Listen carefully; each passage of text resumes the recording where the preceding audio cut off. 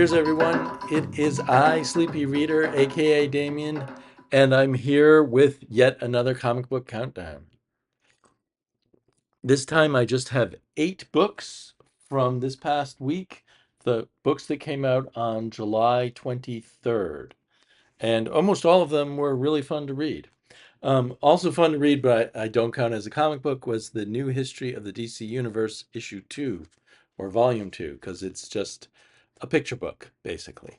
Um, and I really enjoyed the first volume. The second one is still fun, but it amounts more to kind of a list of a whole bunch of different heroes, kind of in their imaginary chronological order, as poor Mark Waid has to sort through all the reboots and different things. Like, I think, for instance, with the Justice League, he's going with roughly their origin from the New 52, when they were called the Justice League, not the Justice League of America, and so on. So, and then having to fit it all together. So it's kind of interesting seeing how he handles all that.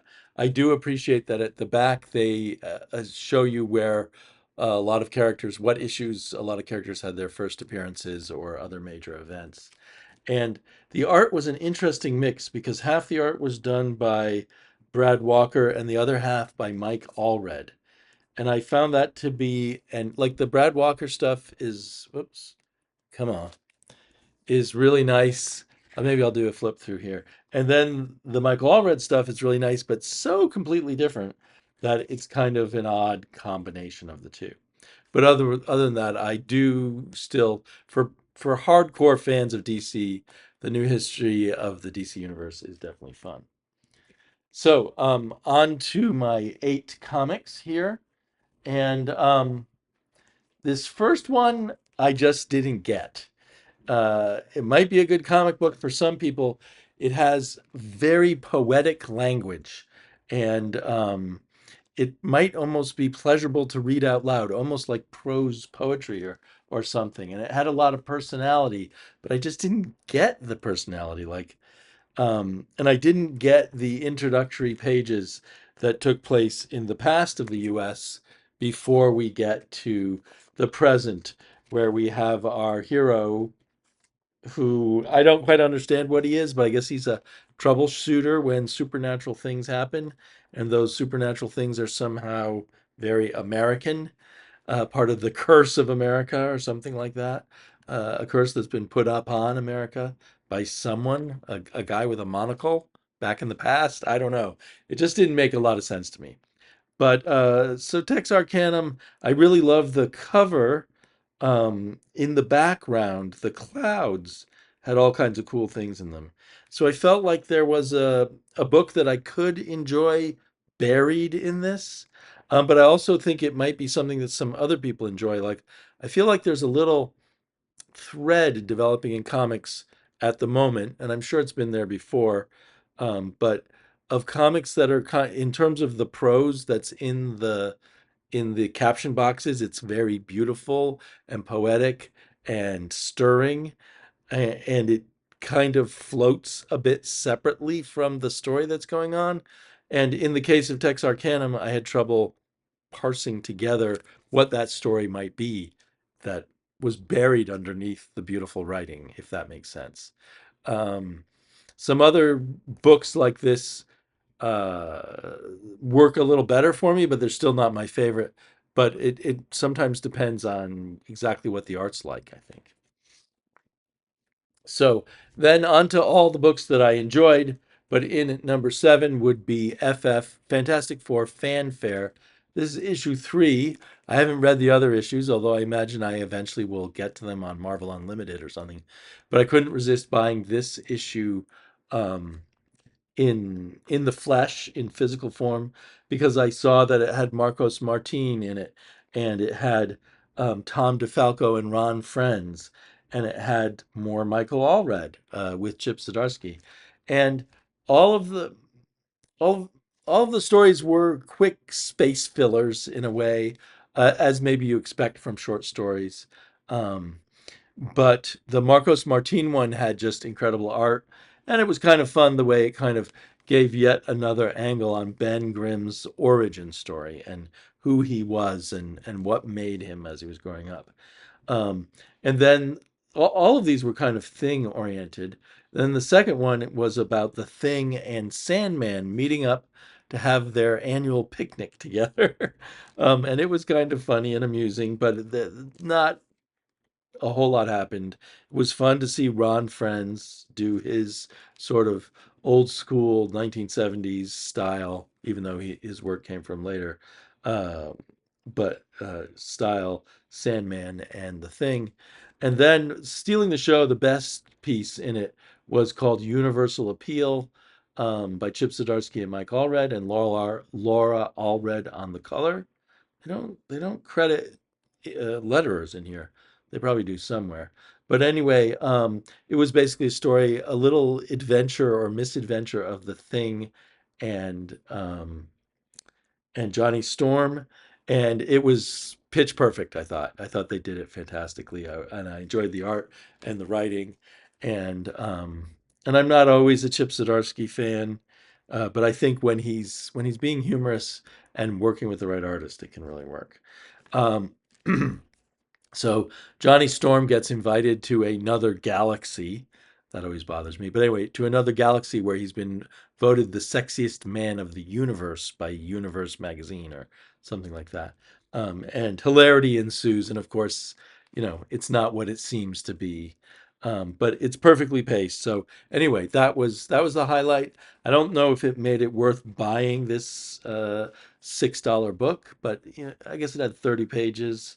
It was fun enough, but but the indie comics almost always make me feel like I got more value for my dollar.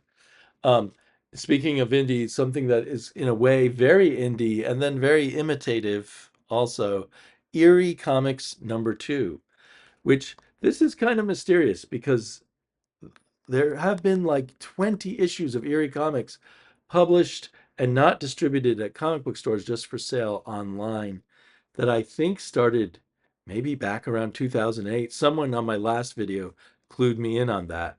So these are reprints of that magazine now coming out monthly in our comic book shops. I'm presuming that when they get to the last of the reprint issues, we'll get new issues. It's new to me anyway, so it's fine. Um, this issue wasn't quite as on target as issue one, but I still enjoyed it a lot. I enjoyed the art a lot. There was, again, the kind of the same complaint with some of the art where the panels were so big, but they weren't that detailed. It would have been better with more smaller panels, I think, with the same art. And yet, even in the big panels that looked a little unfleshed out, the actual art that was in there, the line work and the gesture and the expression was all fantastic. Less of the stories sort of hit home as clever surprise ending stories, but almost the entire book is done by this one guy, Mike Hoffman. He does have uh, another writer that works with him and another artist, but most of it is Mike Hoffman. And some of it was still very clever. So anyway, I'm still very excited by Eerie magazine. I wish they would have editorials in here explaining what they're up to in terms of this current incarnation of Eerie, and hopefully they don't get in trouble with the copywriters of Warren's Eerie, the copyright holders of Warren's Eerie magazine. They're claiming this is a different kind of Eerie. This is the Eerie where eagles live. In at #5 was Geiger, which is month after month one of my favorite magazines. This one felt not quite a fill-in issue, but a bit of a resting place. There was a fill-in artist, and it was our first time, I think, where the book was from the point of view of our scientist character, who just sort of re-showed up in Geiger's life. Do they give him a name? I can't remember his name right now. But there he is on the cover, and it was a pretty good issue. It just didn't quite click with me as much as the regular issues of Geiger. So it's maybe a little lower on the list. But as I said, everything from 7 up I really enjoyed. So I put Geiger at #5. I put another great comic book at #4, Martian Manhunter, Absolute Martian Manhunter. This one, you know, it's well written, but it rests on the art. The art is just mind-bogglingly good. And as I've said before, this reads like a Vertigo comic. It doesn't read like a superhero comic. And this issue in particular, it had a bit of that prose poem tone being as much and mood being as much as plot, but the plot was sort of like everything's going to hell late at night. Everybody's going crazy, doing bad things. Our hero's a cop, but he's going around and kind of fixing things with this magical Martian that's in his head. Um, we still don't know a lot about the Martian and what his exact powers are and his exact like ability to act outside of the body of what's the cop's name? I should remember that well, but it's not meant. His actual name is not given in this issue, but I've known all along the John Jones, I guess, the detective. But so good, such good art from Javier Rodriguez. Um, and the writer is just lucky to have this artist. Now he's a good writer, but I could imagine all kinds of artists just flubbing up this storyline. It does end on quite a cliffhanger, and also with a reveal of a certain dark character. So that was very interesting. So I'm really interested to see what's coming in the next issue. So I put that at number 4 because there were so many good comics. I was really excited. I put it at number 3. I was really excited by the real return of Sixth Gun. We had a 0 issue, and that was good, but this issue 1 was really good, and the art by the team of Brian Hurt and Bill Crabtree, fantastic, on target. Beautiful line work and visual storytelling, characterization visually and everything. Um, Colin Bunn is so lucky to be working with these guys, and the colors just worked with the line art just perfectly, and is just an aesthetically pleasing thing to look at on the page. Um, and yes, I feel guilty saying how good Bill Crabtree's art is because his coloring, because he does view a lot of these videos. Hi, Bill, if you're out there. But this was I really truly loved the art in this issue, but from both of you. And Colin Bunn's story seems very good. There's a lot of moving parts, a lot of characters. It has kind of a Hellboy BRPD vibe to it, for lack of a better way of describing it. Um, I don't know how many issues they're planning. I don't think it says anywhere here, but it feels like it's going to be a big, epic, sweeping story. So we'll see where it goes. Although a lot happens in this issue, so it also, I guess it could wrap up quicker because it's a 30-page issue. For a bit of money. Yeah, a $6 issue, just like the Marvel one, which had 30 pages, but on much nicer paper and much better art. Well, I shouldn't say much better art because they had really good art uh, in that FF fanfare. Anyway, a great package. I really loved it. And then because there was, it was really hard to pick like the top ones, but in at number 3, sorry, in at number 2, I'm putting this issue of Ice Cream Man. It was, Ice Cream Man is different kind of. I mean, there's definitely a vibe and a through line to the kind of horror Ice Cream Man does, and this issue is part of it. But it was very funny. It was grim, but it was very funny and dark about life in the workplace. Um, and just sort of had a nice zingy absurdity to it all that made the horror of it so funny. Um, and I was glad there was some gory scenes, but they're all done just in what's the right word? In shadow, in black and white, in black chiaroscuro. I'm not sure what the right term is. Anyway, that was really cool. So another great issue of Ice Cream Man.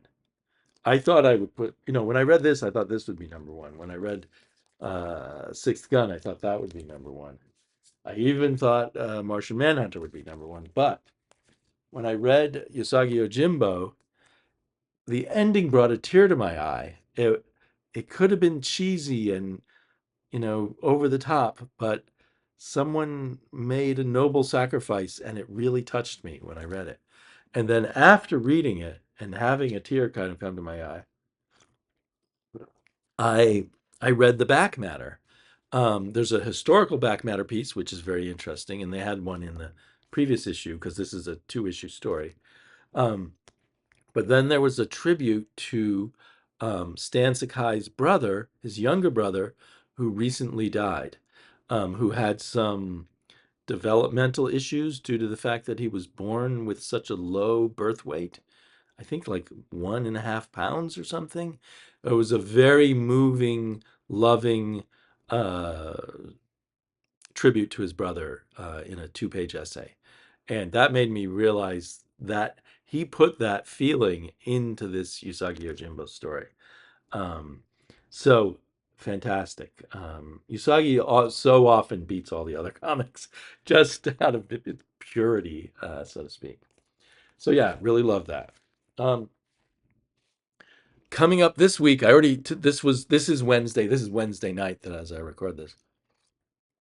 I went to my comic book shop at 11 when they opened, or a little bit after they opened, and there's a very good haul of new comics that I got there too. So let me just quickly show you. I got issue 6 of Mark Spears Monsters.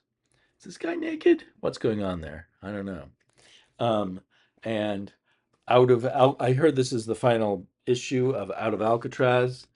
I think I didn't get issue 4, and I may have to dig that up somewhere. And then I'm always excited for another issue of Santos Sisters. I love this cover. I love the colors. And oh yeah, and they won the Eisner for, it says Eisner nominee, but they won the Eisner for best continuing series. So they better keep continuing it.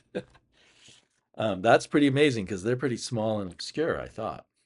And then I couldn't resist trying out Mad Cave's Speed Racer. I think I heard good things about this from someone. And I don't love this cover, but the interior art actually looks quite good to me. Pale Knight from Peter Milligan, and I'm wondering if I got issue 2. I think maybe I did, and it got misplaced. So much traveling this summer and shuffling comics around as I couldn't read them all.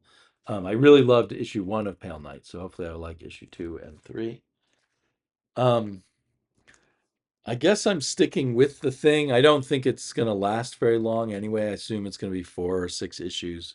I haven't been that excited by the thing. It's been okay. Um, One of my favorite Marvel characters from the past. And it wasn't bad. It hasn't been bad, but is it a $4 book? No, it's a $4 book, not a $5 book at least. Batman Long Halloween. I've been kind of stacking these up and not reading them, so I need to get on that. Lucky Devils. I Lucky Devils hasn't been grabbing me as much as I hoped it would, but I'm thinking this is issue 4. I'm thinking of rereading all the issues and see if it makes more uh, catches my interest more that way. If I have time to go back and read all these issues. And I've heard great things about this issue of Assorted Crisis Events, so I'm psyched for that. The cool cover. I love mazes and labyrinths. And Flash Gordon Quarterly. I put Flash Gordon Quarterly on my pull list, and I think this is the first copy I've gotten. And I ordered some other copies. I ordered the past copies from mycomicshop.com. So I don't know if you can read each Flash Gordon Quarterly separate by itself. I could just dive in with this one or wait till I get the others. And finally, I came very close to not getting this. It's not on my pull list. It's Heavy Metal #2 of the rebooted Heavy Metal. It is so thick. It's like a small phone book or a thick catalog. It's over. I think it's at least 200 pages long. And if in my opinion, that's too long. If you want to put out a regular magazine, space out your material more. It just seems a bit overwhelming, and individual pieces might get lost in the mix here. Um, So yeah, I don't think back in the heyday, heavy metal was much more than 100 pages long, and that should be enough, you know. I don't know. And then I pulled out some things from the, with this. It seems like this background thing that my Apple computer does gets worse as the video goes on. I wonder if I change the background if it will work better. That's probably not the case, but I got another Spirit cover.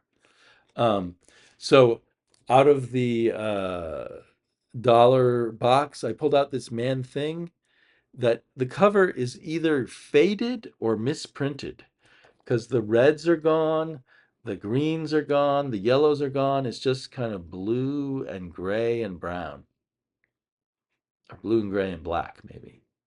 So I don't know. Was this just incredibly sunburnt? There is yellow on the back, so I don't know what that means. But it was a cheap issue of the Man Thing. I decided to pick up this issue. I've never read the original Suicide Squad. I hear it's great, and this issue with the cover of Amanda Waller and Granny Goodness battling each other, for $1, I had to go for it. Couldn't resist this Gil Kane cover of the Green Lantern Corps. Turns out I already own a copy of it. And then I got two other Green Lantern Corps. The main reason being seeing that they were written by Steve Englehart, and I never read the Green Lantern Corps. So now I have 3 issues of the Green Lantern Corps to read. I probably have more somewhere in my collection that I've never read. Okay, so that's updating myself on what I'm up to with comics at the moment. So I'll be back in a bit. Actually, I did another thing where I had my daughter pick out 5 random comics from a box full of Superman comics. And I have just read them all, so I'm going to do a video where they're all old, from various eras, where I'll just give my impressions of just reading those 5 random Superman comics. So that should be the next video coming up from me. So talk to you all soon. Enjoy reading your comics. Bye bye.